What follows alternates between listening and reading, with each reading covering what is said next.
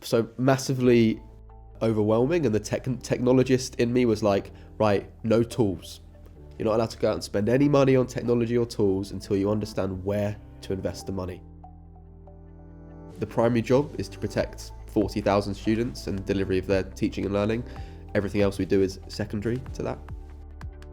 Coming in and building out the cyber program from scratch post ransomware is not the easiest thing, but it's a huge opportunity to demonstrate just how much has been done as part of the recovery, but now how do we continue to be best in class moving forward so this doesn't happen again.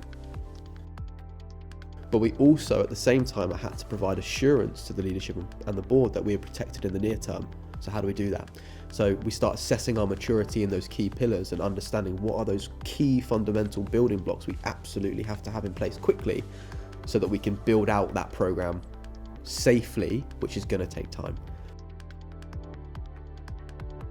Very first thing for me was, who do we have in our corner if something was to happen again?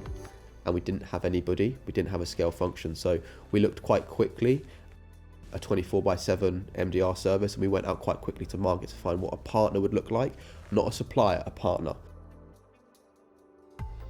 We knew what service we wanted to buy, and that was what we were getting. And here's the data to show it was best in class. And all these bits you think would be nice to have, they can come and we'll work with you to get them. And that's what we're seeing now. We didn't want to buy into this massive ecosystem of add-ons and bolt-ons. We wanted a service, and that's the service that we've got. We absolutely might get hit again whilst we build out our maturity. Nobody is defenseless. If they want to get in and they're a nation state with infinite resources, they'll get in. But at least we've got an army of certified experts at our corner to help us fight that battle whilst we go on that maturity journey.